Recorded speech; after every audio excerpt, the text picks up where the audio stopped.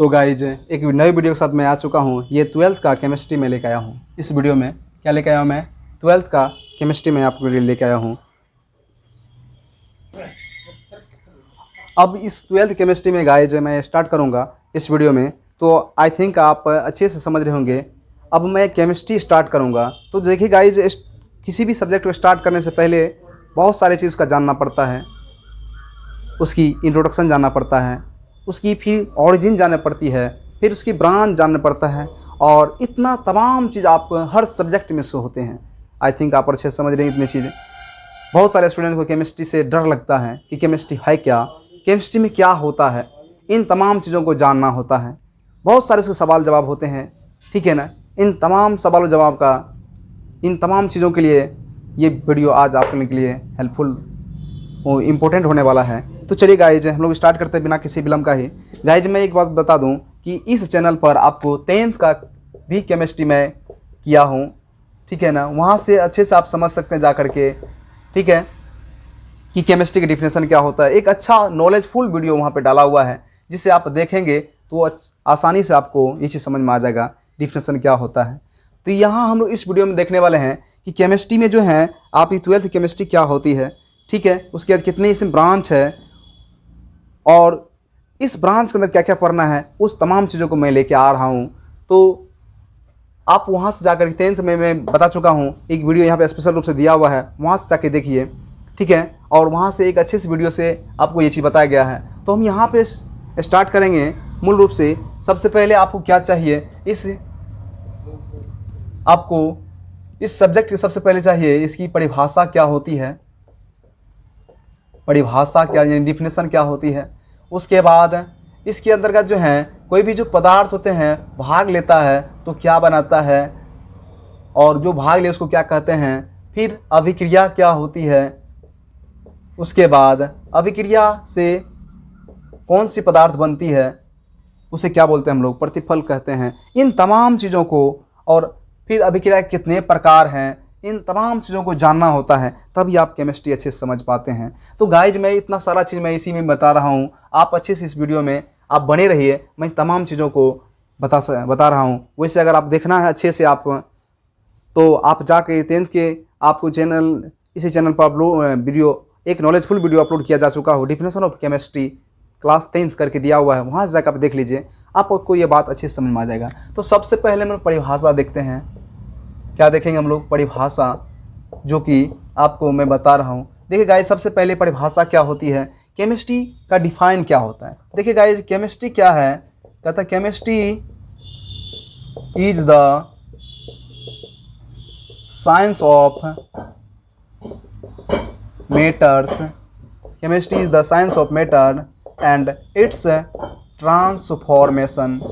यानी अब यहाँ पे हम लोग जान लें कि केमिस्ट्री की डिफिनेशन क्या होती है। ये पहला डिफिनेशन होता है। देखिए, chemistry the science, science means क्या होता है, ये बात अच्छे से समझते होंगे। साइंस मीन्स क्या होती है, विज्ञान होती है। और मैटर मीन्स क्या होता है, पदार्थ होती है। और ट्रांसफॉर्मेशन मीन्स तो आप ये भी समझते होंगे, रूपांतरण होती है। क्या होती है? रूपांतरण होती है। अब आप यहाँ से समझ सकते हैं कि केमिस्ट्री क्या है। केमिस्ट्री द साइंस यानी विज्ञान है, ऑफ मैटर्स पदार्थों का विज्ञान है, एंड इट्स ट्रांसफॉर्मेशन और इसके रूपांतरण का विज्ञान है।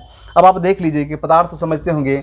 पदार्थ क्या होता है? वह पदार्थ वह होता है जिसमें जो स्थान छेदता हो, जिसमें द्रव्यमान हो, जो अवरोध उत्पन्न करता हो यानी विरोध करता हो। अगर मान लीजिए यही पदार्थ है, इसको अगर उठाएंगे इसमें अगर वजन होगा, हालांकि इसमें तो वजन तो होगा नहीं, इसको तो इसे मान के उठा सकते हैं, लेकिन कोई वजनदार वस्तु होंगे तो स्थान छेकेगा वो, फिर विरोध करेगा, उठाएंगे तो उठेगा नहीं वो। तो उस तरह से तमाम चीज़ें क्या होती है, वो पदार्थ होती है। और जिसके बारे में ज्ञानेंद्रियों के बारे में महसूस करते हैं, उसे हम लोग अपने ज्ञानेंद्रिय मतलब आँख कान, कितने ज्ञानेंद्र? 5 ज्ञानेंद्र, आँख कान नाक जीभ त्वचा। इन 5 चीज़ों के हेल्प से, 5 ज्ञानेंद्रियों के माध्यम से अगर हम लोग किसी पदार्थ के बारे में जानकारी प्राप्त करते हैं तो वो पदार्थ दैट इज मैटर। तो केमिस्ट्री क्या है? पदार्थों का विज्ञान है और उसके रूपांतरण का विज्ञान है। अब यहाँ जान लीजिए रूपांतरण क्या होता है। सवाल आती है, रूपांतरण क्या होती है? देखिए, रूपांतरण क्या होता है, पदार्थों में बदलाव को बोलते हैं हम लोग रूपांतरण। अब बदलाव क्या, जैसे कि अगर हम लोग लकड़ी को जलाएंगे, लकड़ी को जलाने पर क्या होता है, आप लकड़ी को जलाएंगे तो वहाँ से क्या बन जाएगा, लकड़ी का कुछ पार्ट नीचे में बच जाएगा, कुछ हवा हो जाएगा। तो क्या हुआ, वो वही है रूपांतरण। यानी हवा भी हुआ तो उसमें भी क्या, लकड़ी का कुछ न कुछ अंश है।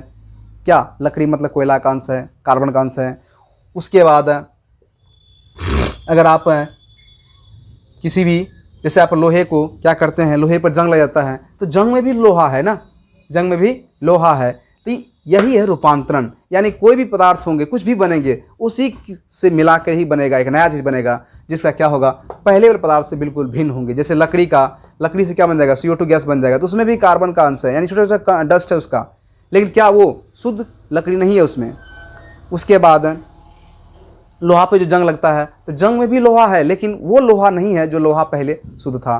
तो इन्हीं कहते हैं रूपांतरण। यानी ऐसा चीज़ जिससे आकार प्रकार वस्तुओं का बदल जाए पर मूल वास्तविक जिसका वही रहे, उसी को रूपांतरण कहते हैं, उसी को रूपांतरण कहते हैं। ये तो हमारा हुआ फर्स्ट डिफिनेशन। सेकेंड डिफिनेशन कहता है कि chemistry is the study of substances, their properties,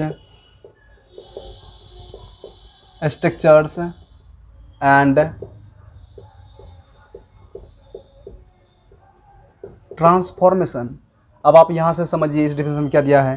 chemistry is the study of substances. Substances means क्या होता है, पदार्थ। क्या होती है, पदार्थ। प्रॉपर्टीज मीन्स क्या होता है, प्रॉपर्टीज मीन्स होता है गुण।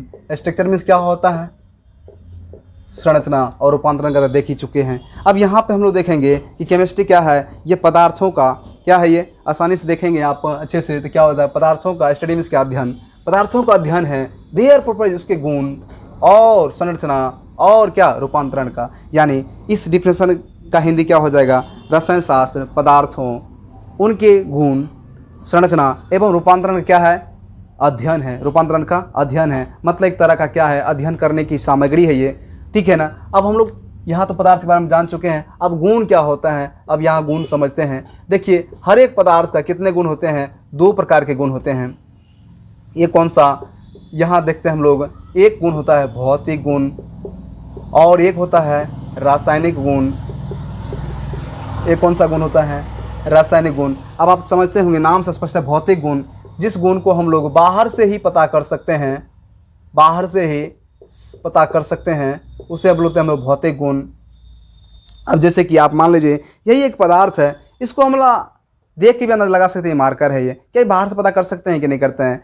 उसके बाद पानी अगर मीठा है या पानी टेस्टी है तो उसको आसानी से जी पे लेकर टेस्ट कर सकते हैं। ये क्या हो गया, भौतिक। ये simple, it is very easy, इसे हम लोग भौतिक गुण कहते हैं। लेकिन रासायनिक गुण क्या होता है, इट इज क्लियर बाय, नाम से स्पष्ट है, क्लियर बाय नेम, नाम से स्पष्ट है। रासायनिक गुण मतलब रासायन अभिक्रिया, यानी किसी पदार्थ से रिएक्शन करा के जानेंगे। अगर मान लीजिए कोई पदार्थ अम्ल है, अगर वो अम्ल है तो उसका किससे हम लोग पता करेंगे, उसको हम लोग किसी क्षार से रिएक्शन करा देंगे, किसी क्षारक से, और वहाँ से लवण बना दिया और जल बना दिया तो हम कह सकते हैं दैट इज एन एसिड।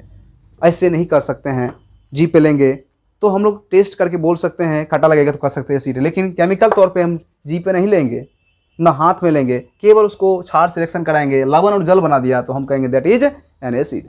अब आप यहाँ समझिए कि ये क्या हो गया, ये 2 पदार्थ मिला और ये दो नए पदार्थ बनाया। तो इसी चीज़ को आगे चलकर हमको जानेंगे कि जो पदार्थ भाग लिया उसी को बोलते हैं हम लोग कि, उसी को कहते हैं हम लोग अभिकारक। ये दोनों मिल करके जिस प्रक्रिया के द्वारा, जिस विधि के द्वारा, जिस प्रोसेस से एक नया पदार्थ बनाया उसे बोलते हैं हम लोग अभिक्रिया कहते हैं। क्या कहते हैं हम लोग, आई थिंक आप थोड़ा अच्छे से समझ रहे होंगे, इंग्लिश में उसी को रिएक्शन कहते हैं, उसी को रिएक्शन कहते हैं। अब ये रिएक्शन के बाद जो नया पदार्थ बना, इस नए पदार्थ को कहेंगे हम लोग क्या चीज़, इस नए पदार्थ को कहते हैं हम लोग प्रतिफल, इंग्लिश में इसी कहते हैं हम लोग प्रोडक्ट कहते हैं। क्या आप ये समझ रहे हैं कि नहीं समझ रहे हैं, आई होप आप पूरी अच्छी तरह समझ रहे होंगे कि हम लोग इसको प्रतिफल कहते हैं। तो आप ये चीज़ समझ गए कि रासायनिक गुण में ही इतना चीज़ हमको पढ़ने मिलता है, बट भौतिक गुण में इतना चीज़ हमको ज़रूरत नहीं पड़ता है, क्योंकि ये ऑरली होता है, ये देखने से अंदाजा लगा सकते हैं हम लोग। तो आप ये बात, आई होप आप ये बात बिल्कुल पूरी तरह से कॉन्फिडेंसली आप समझ रहे होंगे कि हम लोग केमिस्ट्री में क्या करते हैं, रासायनिक अभिक्रिया ही कराते हैं। कौन सा गुण जानने के लिए? रासायनिक जितने भी अभिक्रिया होती है ये रासायनिक गुण के ही कारण ऐसा होता है। और फिजिकल, इसको हम भौतिक गुण कहते हैं। ये गुण क्या होता है ये बाहर से पता कर सकते हैं। मान लीजिए पानी मीठा है तो कैसे पता करेंगे? जीभ पे लेंगे, टेस्ट कर लेंगे आराम से, जीभ पे लेंगे, टेस्ट कर लेंगे आसानी से, तो मीठा होता है। अम्ल, अगर हम भौतिक गुण जानना है तो जीभ पे लेंगे, टेस्ट होता है, खट्टा होता है, कह सकते हैं आसानी से ये अम्ल है। पानी में देंगे घुल जाएगा, कह सकते हैं। लेकिन अगर रासायनिक तौर पे जानेंगे तो क्या करना होगा? कोई ना कोई पदार्थ से रिएक्शन कराना होगा। जैसे क्षार से कराएंगे तो क्या हो जाएगा? लवण प्लस जल बना दिया, तो हम कह सकते हैं वो क्या है? वो अम्ल है। अगर हम लोग धातु से करा देंगे अम्ल की अभिक्रिया, किससे? धातु से करा देंगे तो वहाँ से क्या बनेगा? वहाँ भी नमकीन प्लस H2 गैस दे देगा, यानी लवण वहाँ से बन जाएगा और H2 गैस दे देगा, तो भी हम कह सकते हैं वो क्या है? That is an acid. अब यहाँ से आप इस चीज़ को जान लीजिए, यहाँ हम लोग गुण जान गए और गुण के साथ ही साथ जान गए हम लोग कि अभिकारक क्या होता है, अभिक्रिया क्या होता है, प्रतिफल क्या होता है। आप एक बार मैं फिर से बता दूँ, अभिक्रिया, अभिकारक क्या होता है? जो पदार्थ रिएक्शन में भाग लिया, जो पदार्थ रिएक्शन में भाग लिया उसे क्या बोलते हैं हम लोग? उसे अभिकारक कहते हैं। ये दोनों भाग लेकर के जिस प्रोसेस, जिस विधि के द्वारा एक नया पदार्थ बनाया, उस प्रोसेस को, उस विधि को कहेंगे हम लोग अभिक्रिया। और उस अभिक्रिया से गुजरने के बाद जो एक नया पदार्थ बनाया उसी के बोलेंगे हम लोग प्रोडक्ट कहेंगे, यानी प्रतिफल कहेंगे। तो यहाँ तक जो है अभिक्रिया, अभिकारक, प्रतिफल भी क्लियर हो गया। अब हम आगे देखेंगे कि संरचना क्या होती है। संरचना, अब यहाँ देखिए इस चीज़ को हम लोग संरचना देखेंगे तो थोड़ा सा इसकी स्क्रीनशॉट ले लीजिए, फिर हम आगे देखेंगे, चूँकि जगह तो है नहीं। ठीक है, स्क्रीनशॉट ले लीजिए स्क्रीनशॉट, आगे बढ़ेंगे। तो गाइस जब हम लोग देखते हैं संरचना, जिसको इंग्लिश में क्या बोलते हैं हम लोग? इसको इंग्लिश में कहते हैं स्ट्रक्चर्स। अब हम लोग स्ट्रक्चर्स देखेंगे। देखिए गाइस स्ट्रक्चर्स क्या होता है? स्ट्रक्चर्स इट इज क्लियर है, नाम से स्पष्ट है, बनावट। स्ट्रक्चर मीन्स क्या होता है? किसी चीज़ का ढांचा या बनावट कह सकते हैं हम लोग। क्या कह सकते हैं इसको? हम लोग ढांचा भी कह सकते हैं, बनावट कह सकते हैं। तो अब हम लोग को यहाँ बनावट देखना है। अब बनावट क्या देखेंगे? क्या देखेंगे? पदार्थ का विज्ञान तो है ही ये, तो पदार्थ से क्या देखेंगे ना। जैसे कि हम लोग इसमें कोई पदार्थ ले लेंगे, जैसे कि मीथेन का क्या होता है? CH4 होता है।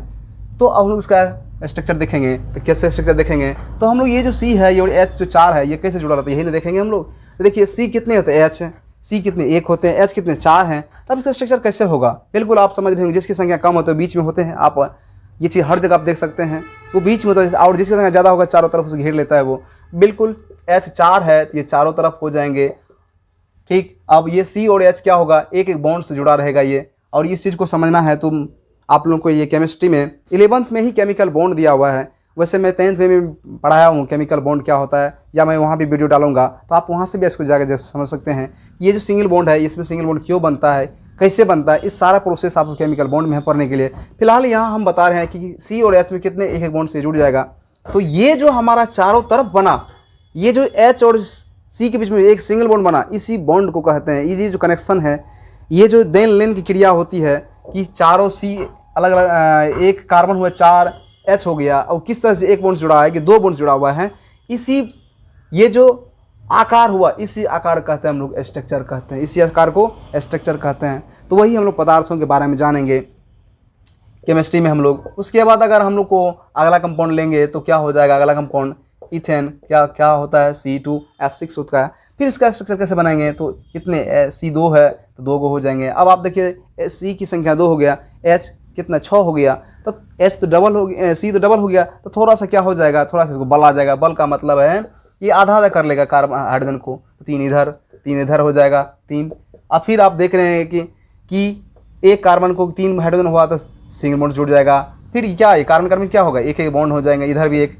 तो ये जो एक आकार बना, ये 2H नीचे 2H ऊपर, 2 दोनों तरफ, इसी को कहते हैं हम लोग स्ट्रक्चर कहते हैं, इसी को स्ट्रक्चर कहते हैं। तो आप अच्छा आसानी से ये समझ गए होंगे कि केमिस्ट्री क्या है, केमिस्ट्री किस चीज़ों का विज्ञान है, और केमिस्ट्री में हम लोग किन चीज़ों को जानेंगे। बिल्कुल आप अच्छे से समझ गए होंगे कि हम लोग सबसे पहले तो ये पदार्थों का विज्ञान है, मैंने परिभाषा से देखा।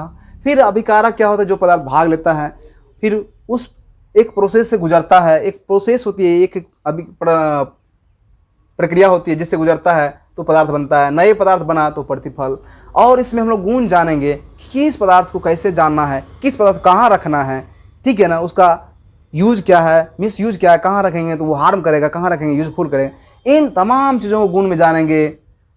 और फिर उसका स्ट्रक्चर कैसा होता है, देखने में कैसा होता है, आप फिर तो रूपांतरण बता ही दिए। तो आप यहाँ से एक अच्छे वीडियो ये आपके लिए बना हुआ है ये, और ये पूरी तरह से 10th की केमिस्ट्री को डिटेल करने का काम करता है। तो आप यहाँ से ये चीज़ें निश्चित रूप से आप जान सकते हैं कि 12th केमिस्ट्री क्या इसमें पढ़ना है, ठीक है ना, और इसमें कौन सी अभिक्रिया होती है, इन तमाम चीज़ों को हम लोग यहाँ से समझ चुके हैं। तो मिलें अगले वीडियो में, तब तक के लिए थैंक यू सो मच।